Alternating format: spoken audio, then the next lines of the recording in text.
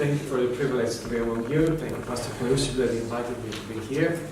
I don't know how much I fit in this context because I feel all my life, actually not all my life since I'm a Christian, almost entered in a pastoral ministry.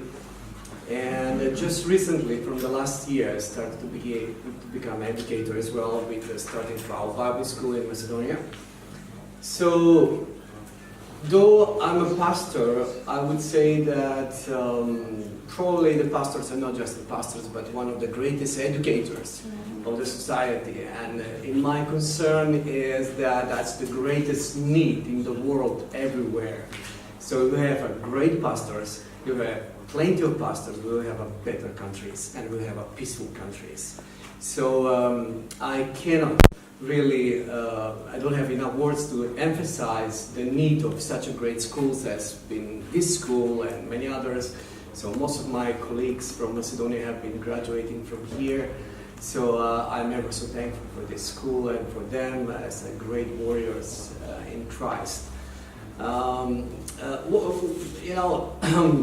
We can say in Macedonia, thank God for this short history, as I'm talking from the perspective of our denomination, since 1989, when the first two Pentecostal churches got planted in Skopje and in Štip, in my hometown.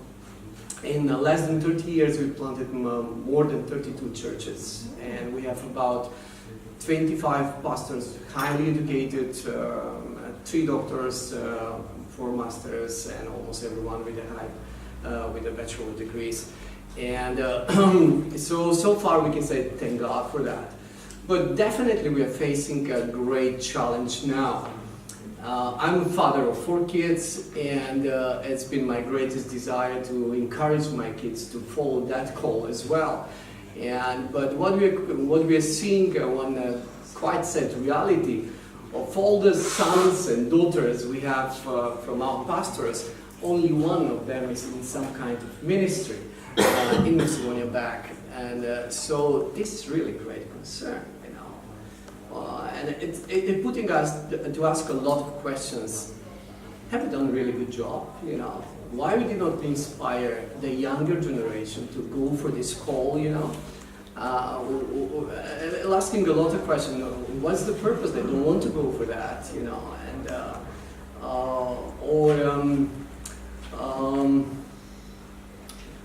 have they seen it's too difficult? Because most of us have gone to places to plant a church and really breaking the fallow ground, and they've seen all the problems, they've seen all the struggles, and so probably they say, no, it's too difficult for me. But yet again, I do believe that maybe that's one of the major problems why most of these Bible schools have struggles to find students.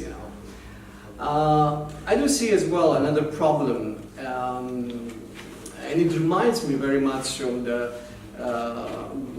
break of Yugoslavia, when all these nationalities in Yugoslavia were crying out for independence.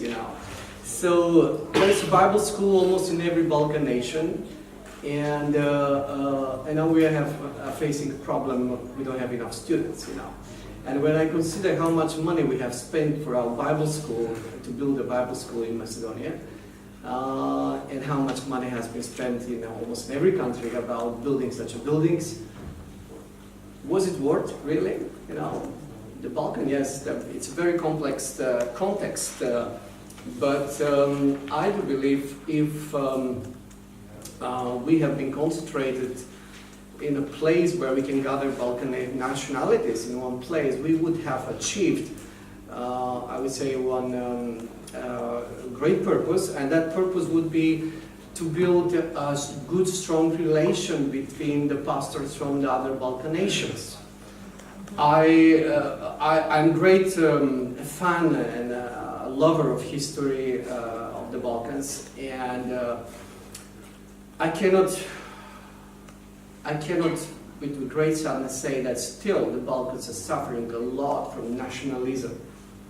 It's not the problem just within the Orthodox churches, but unfortunately that's the problem very much as well in many evangelical churches. And recently years I felt really the Lord is calling the pastors to begin to think more with a kingdom mentality, not just looking into their immediate context, just in their local city, but to look cross-cultural, as my brother Freddy was saying.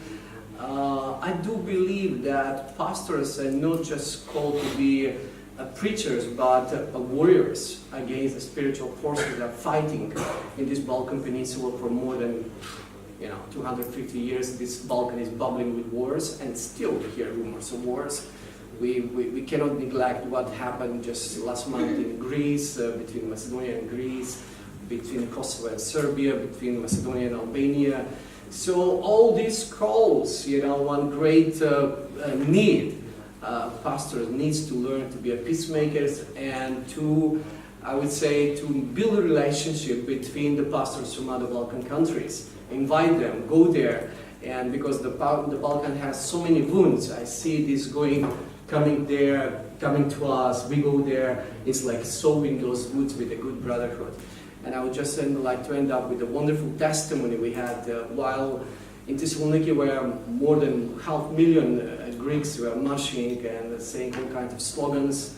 And the next week in Athens was the same. The pastor from Thessaloniki called me and said, "Brother, we would like to come and to bless your country." And so Pastor Pavlos Dimitriadis from Thessaloniki came with about 14 people of his church, and was literally the heaven came on the earth. I want to see that among these Balkans, and I believe we have the mandate for healing the Balkans, and it's not in the politician. And I do believe one of the greatest challenges that the pastors have to begin to preach from their pulpits and from their prayers is to cry out, God influence our politicians. It was enough we were being influenced by them, but it's time that they have to be influenced by our prayers and our love showing towards my brother, Albanian brother, or Bulgarian, or Serbian, and so on and so on. Thank you. Thank you.